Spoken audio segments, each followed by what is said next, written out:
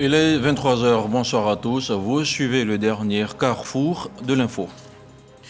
Pendant son séjour américain, la ministre de la Femme, de la Famille et de l'Enfant a échangé avec la représentante spéciale du secrétaire général des Nations Unies chargée de la question des violences à l'encontre des enfants. Nassene Batouré a réaffirmé la ferme volonté du gouvernement ivoirien de placer la protection des enfants au cœur de son action. Samedi, à Yamoussoukro, les ministres Mamadou Touré et Adama Diawara ont co-présidé la signature de plusieurs conventions pour la formation d'au moins 3000 jeunes au service civique national. 500 jeunes sont concernés pour la phase pilote qui se tiendra sur une période d'1 mois et durant les vacances scolaires.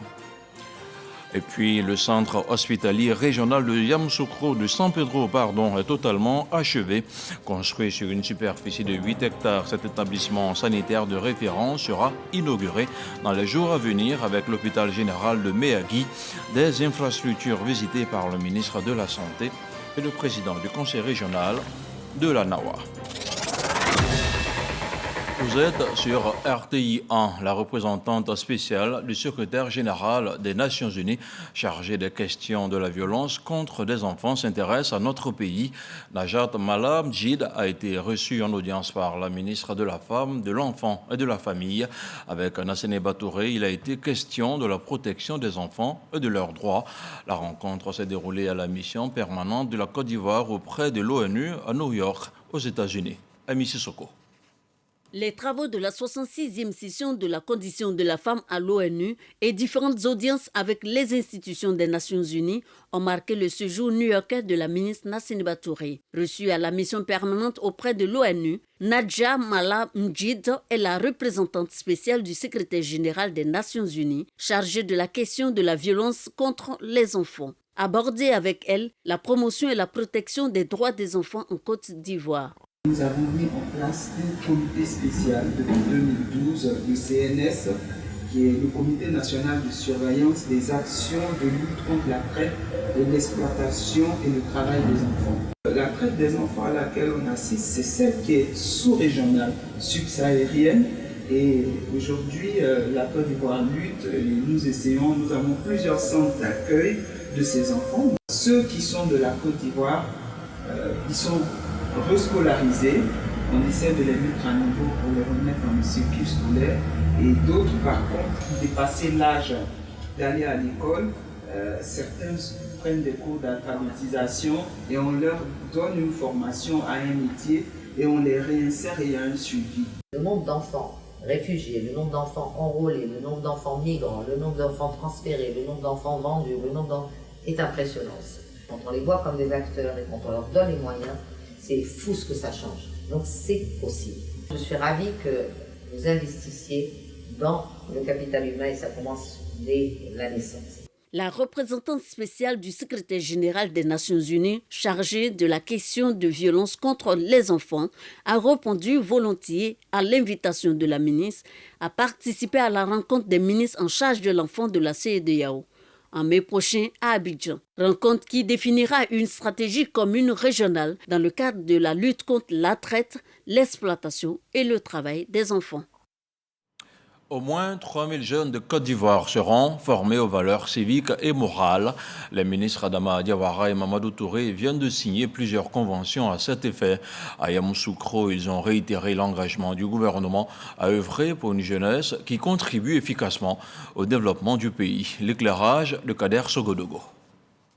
3000 jeunes issus de 14 districts autonomes de Côte d'Ivoire seront formés aux valeurs civiques et morales dans le cadre du service national des jeunes. Une convention de partenariat entre l'Institut national polytechnique Félix Houphouët-Boigny de Yamoussoukro et le ministère de la promotion de la jeunesse, de l'insertion professionnelle et du service civique vient d'être signée dans ce sens. L'INPHB, qui est une référence en Afrique en matière de formation d'ingénieurs et de techniciens, vient ici apporter son expertise en soutien aux jeunes Ivoiriens. 3 autres conventions, notamment l'installation et l'inauguration du guichet emploi jeune, l'extension de la parcelle agricole expérimentale qui passe de 2 à 9 hectares, font désormais de l'INPHB un pion clé pour la promotion des jeunes. Les jeunes qui sont formés ici reçoivent des formations de qualité, ils sont formés pour l'emploi, mais nous souhaitons aujourd'hui que la Côte d'Ivoire aussi puisse former des jeunes pour l'auto-emploi, qui fera d'eux également des employeurs de demain et qui aideront justement dans la politique de réduction du taux de chômage au niveau national. Les ministères concernés, représentés au plus haut niveau, réitèrent la volonté du gouvernement d'œuvrer pour le bien-être des jeunes Ivoiriens. J'ai décidé, donc avec mes équipes, de la mise en place d'une ligne de financement qui ira jusqu'à 200 millions de francs CFA par an pour permettre donc à ces jeunes issus de l'INPHB qui sont porteurs de projets et qui ont besoin d'un accompagnement financier d'accéder à ces financements. Les structures d'enseignement supérieur et de recherche scientifique ont peut-être deux missions principales. C'est l'enseignement. Il y a aussi que ces structures-là ont une vocation, ont une mission, c'est le service à la communauté. Et je pense que là, on est de plein pied dans cette mission. La phase pilote du service national des jeunes démarre dès les vacances 2022 avec 500 jeunes. 825 francs CFA, c'est le prix du kilogramme de cacao pour la campagne intermédiaire, un prix qui se maintient au même niveau que celui de la campagne principale. De nombreux producteurs voient à travers ce geste du gouvernement une prise en compte de leurs revendications pour un meilleur revenu. C'est un constat de Jean-Luc Bangbo. Soulagement, joie, espoir. Les sentiments qui animent les producteurs de cacao au lendemain de l'annonce du prix du kilogramme pour la campagne intermédiaire sont multiformes. Nous avons rencontré certains dans leur plantation. Ils n'en espéraient pas autant. Nous avons subi le choc de la pandémie du Covid-19 et aujourd'hui, avec la guerre ukraino-russe, on s'est dit que les prix allaient s'effondrer. Et tous les oiseaux de mauvais augure nous disaient que le cacao n'allait pas être acheté même à 600 francs. Il faut prier Dieu pour le président Alassane Ouattara. Nous, on n'a pas pensé que dans cette période tumultueuse que le monde traverse, on allait pouvoir même ajouter 5 francs sur le cacao, mais le prix a été maintenu. Donc il faut le remercier parce qu'il pense au monde agricole et surtout le monde café-cacao. Pour Dame Eliane Nguessan, membre d'une coopérative de producteurs et de petits transformateurs de cacao, ce prix va certainement booster les activités. Comme le prix n'a pas changé, nous pouvons encore travailler davantage dans le domaine de la transformation. Nous pouvons encore travailler et épauler nos maris dans nos foyers. Une satisfaction que ces producteurs voudraient bien traduire en une journée hommage au chef de l'État, Alassane Ouattara. Notre manière à nous de nous faire savoir qu'on est content de tout ce qu'on vient d'attendre, nous allons organiser une journée de hommage due à son rang. Pour veiller au respect de ce prix, mais également assurer la traçabilité du cacao ivoirien, le Conseil Café Cacao a institué une carte du producteur dont la distribution se fera au cours de cette campagne intermédiaire. Dans le cadre de la redynamisation du Conseil de l'Entente, le secrétaire exécutif de l'institution sous-régionale poursuit sa tournée auprès des chefs d'État de 5 pays membres.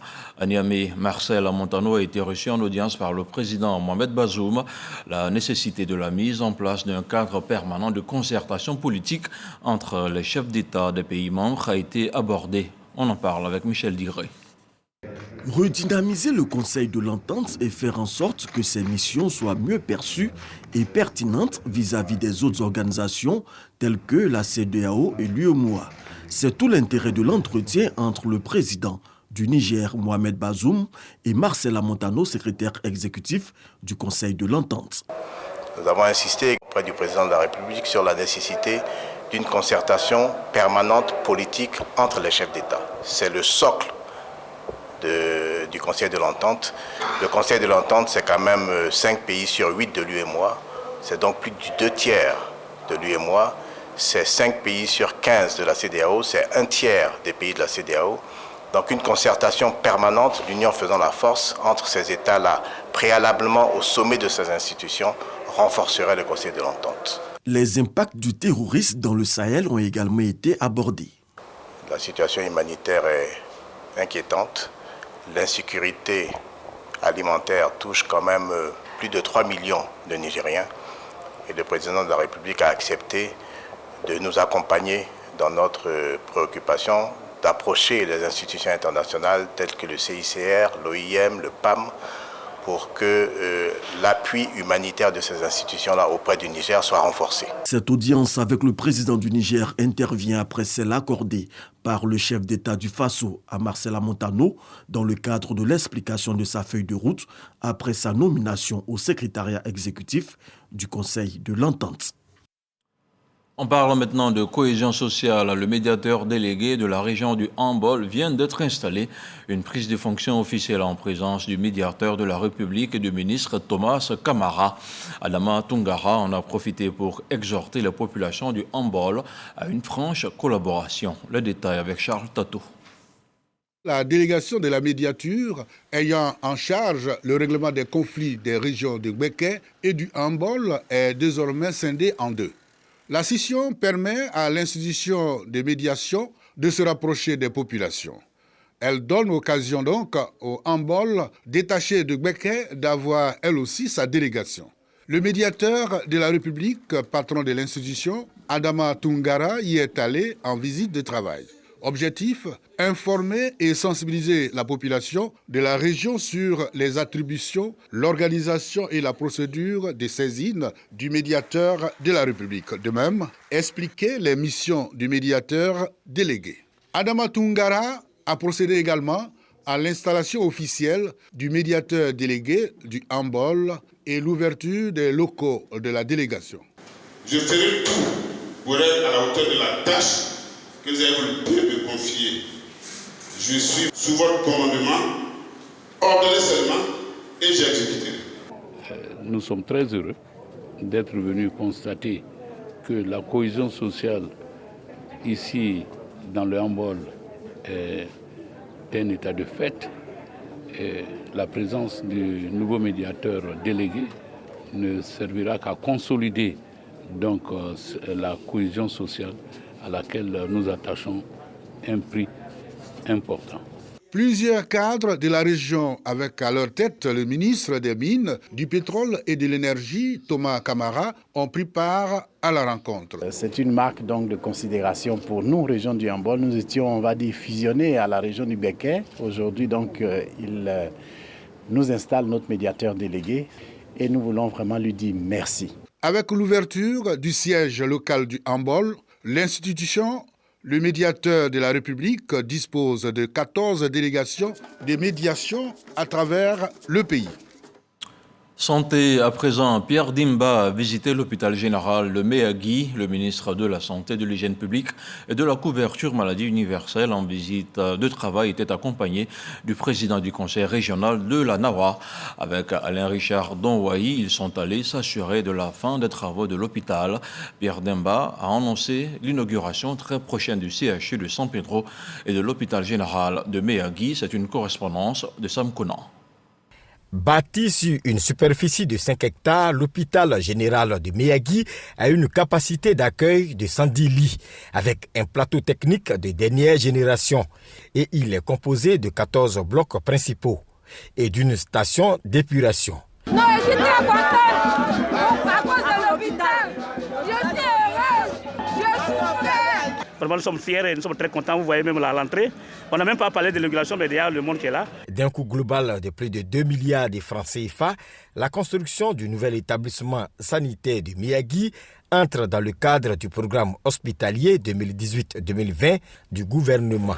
En visite de travail pour s'assurer que l'hôpital est fin prêt pour accueillir les premiers malades, le ministre de la Santé, de l'Hygiène publique et de la couverture maladie universelle, Pierre Dimba, accompagné de son collègue Alain Richard Donwayi, en charge des eaux et forêts et par ailleurs président du conseil régional de la Nawa, annonce l'inauguration par le Premier ministre. Vous avez pu voir à quel point il n'y a plus besoin d'aller à Abidjan se faire soigner.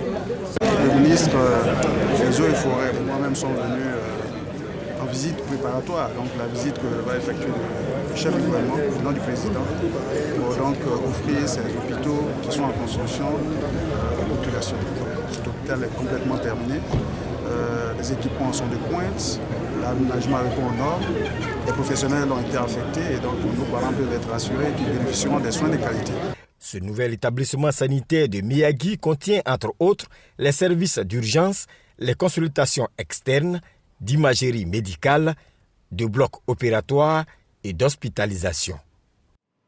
On se rend maintenant à Bouaké où la station de traitement de boues de vidange de la ville est maintenant opérationnelle. Elle a été mise en service par l'ONAD, l'Office national de l'assainissement et du drainage. Sa réalisation a coûté près de 2 milliards de francs CFA. Sa construction intervient dans le cadre de l'amélioration de la gestion de l'assainissement autonome en Côte d'Ivoire. Kwadio Kwame. Les membres du conseil d'administration de l'ONAD, Office national d'assainissement et de drainage, à la station de traitement de boues de vidange de Bouaké. Les administrateurs viennent s'enquérir du fonctionnement de cette station mise en service depuis le 21 octobre dernier. D'une capacité de 350 m3 jour, cette station offre aux sociétés de vidange l'opportunité de dépoter les produits de vidange des fosses septiques des ménages. Après 6 mois d'activité, le bilan est jugé satisfaisant. Après cette visite, on peut dire que nous sommes sur le bon chemin, puisque sur un espace d'1,5 hectare, nous avons constaté les installations qui sont effectivement achevées, qui sont utilisées. Aujourd'hui, on dénote près d'une vingtaine de camions par jour et qui progressent parce que l'objectif, c'est d'atteindre le niveau de 250 m3 jour.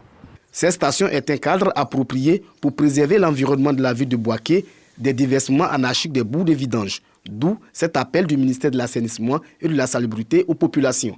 L'ONAD a organisé aujourd'hui le secteur des vidanges. Il ne faut pas que nos parents vidangeurs s'éclisent pour enlever les boues de vidange des domiciles et aller rejeter dans la nature.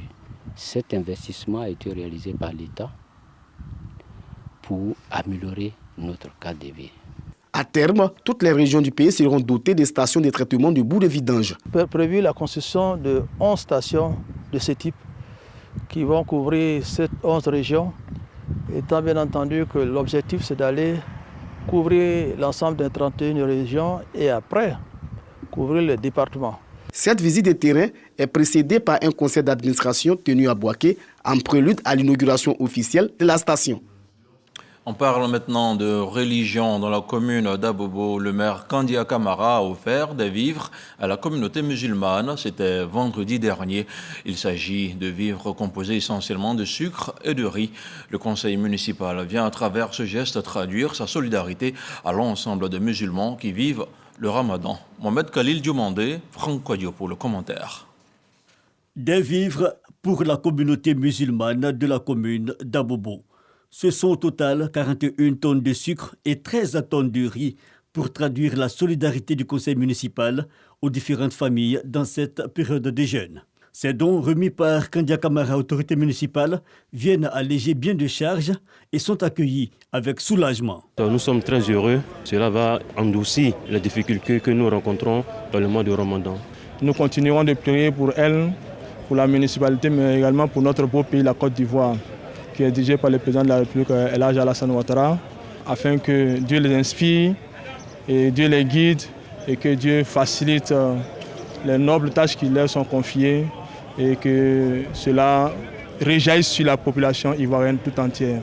Mois du Ramadan, mois d'adoration, mais surtout mois de partage et d'amour, la donatrice invite les populations à prioriser le vivre ensemble. Je voudrais, au nom de tout le conseil municipal et de tout le personnel de la mairie, vous dire combien de fois nous sommes heureux de pouvoir poser l'acte que nous posons aujourd'hui. Parce que c'est prescrit ainsi dans le Saint-Coran. Ce que tu as, tu partages avec l'autre. Quelle que soit la taille, quelle que soit la quantité. L'année dernière, la communauté musulmane recevait à la même période des dons. Le conseil municipal d'Abobo s'engage à renforcer les initiatives dans ce sens. Toujours après le siège du COSIM, le ministre-gouverneur était samedi dernier dans les locaux de la Caritas. Robert Mangré Bébé a été, au nom du chef de l'État, remettre des vivres à la communauté catholique qui observe le carême chrétien. Issa Chonayo. Le ministre-gouverneur Robert Begré-Mambé, dans les locaux de Caritas, institution de l'Église catholique pour les aides sociales et de promotion humaine, a engré 7e tranche. ici est rendu pour faire le don des vivres du président de la République, Alassane Ouattara, aux chrétiens catholiques qui ont entamé leur carême depuis le mercredi 2 mars 2022. Le président a demandé que nous soyons très proches des populations. Nous sommes venus les saluer et les encourager. Les enfants d'Abraham sont en jeûne.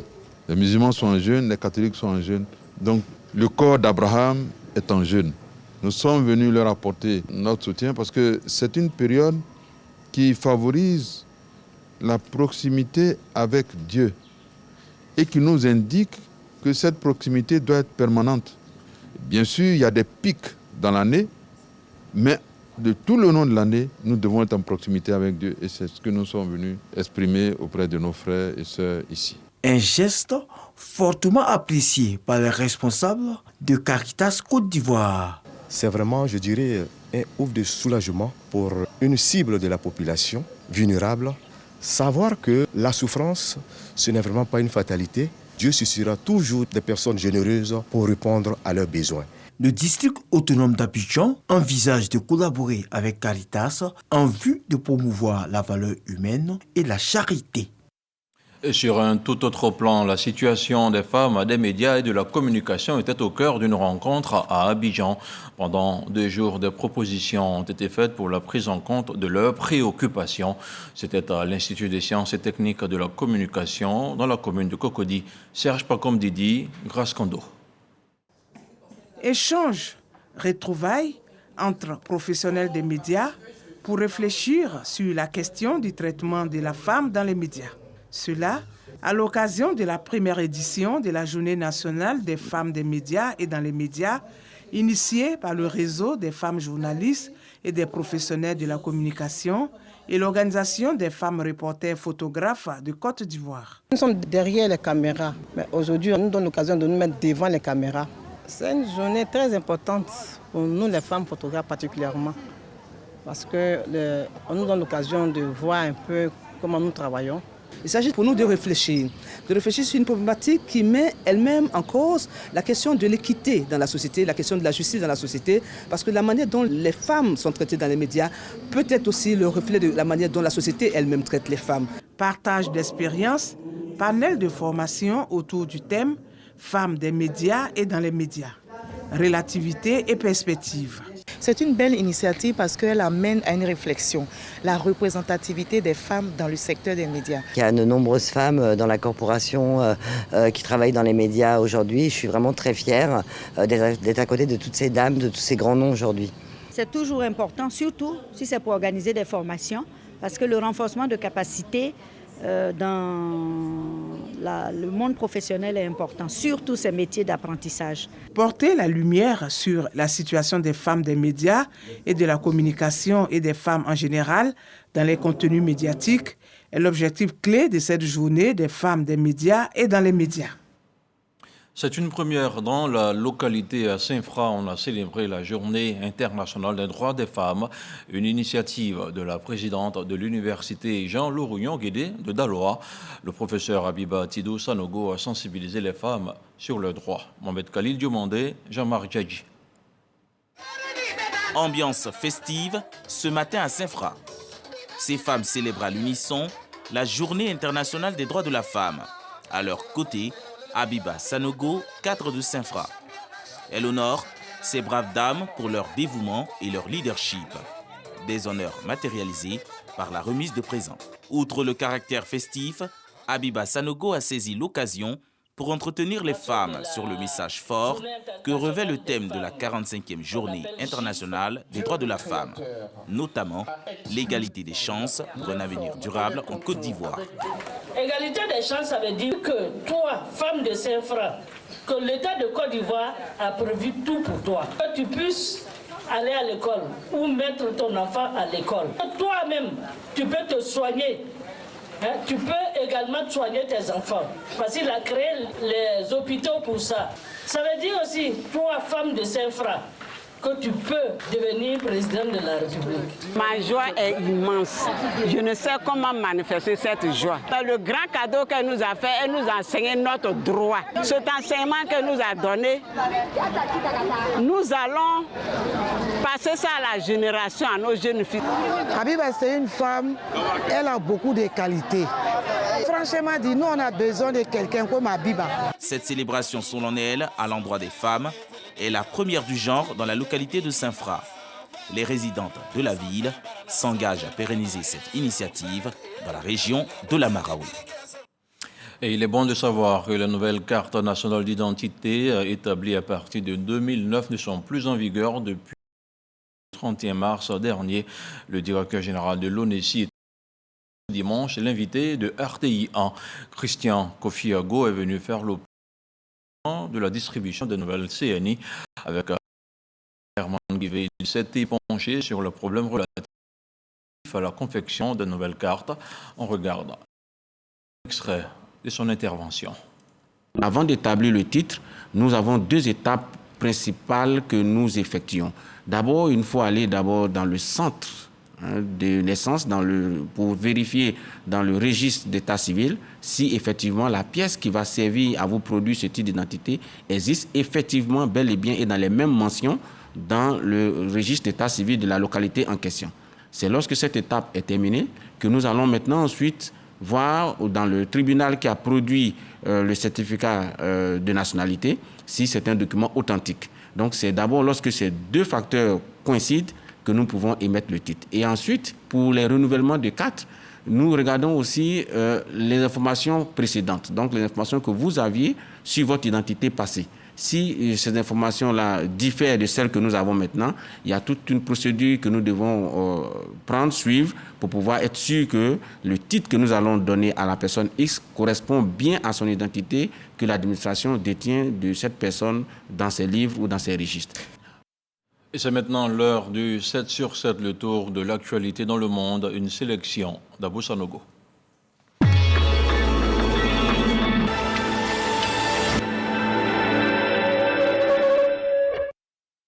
L'ancien conseiller économique de Donald Trump, Peter Navarro, et Dan Scavino, en charge des réseaux sociaux, tous deux étaient assignés à comparaître devant la commission parlementaire chargée d'enquêter sur l'assaut du 6 janvier 2021, en raison de leur refus de témoigner dans l'enquête. 8 casques bleus sont morts dans un crash d'hélicoptère de la MONUSCO, la mission onusienne en RDC. L'appareil s'est écrasé dans l'est du pays, dans une zone où depuis quelques jours, d'intenses combats opposent les forces armées congolaises et les rebelles du M23. Les deux camps s'accusent mutuellement d'avoir abattu l'appareil. L'ONU exige des enquêtes sérieuses et la vérité sur les crashs. La Corée du Nord n'a pas lancé de missiles monstres, contrairement à ce qu'elle a affirmé le 25 mars. Selon l'armée sud-coréenne, il s'agissait du même missile balistique intercontinental que celui testé à Pyongyang en 2017. Dans un communiqué, le président du groupe rebelle du Conseil du commandement militaire pour le salut de la République a annoncé suspendre sa participation aux discussions pré-dialogue à Doha. Le Conseil accuse la junte militaire au pouvoir de fourberie, tandis que la décision est contestée au sein même de sa délégation présente pour les discussions qui ont débuté depuis 2 semaines.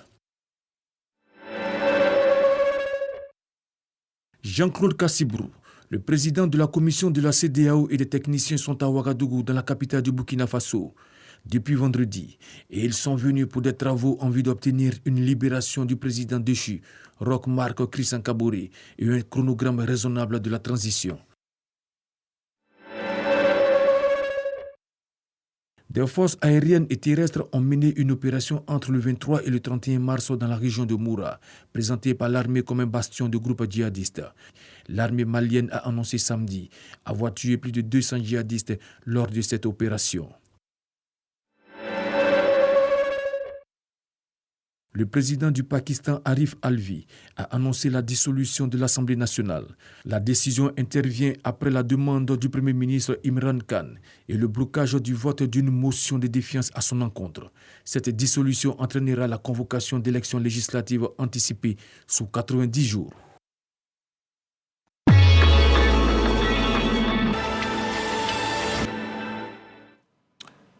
On vous a tout dit et vous avez tout vu. Ce journal est terminé. Merci de nous avoir suivis. Bonsoir.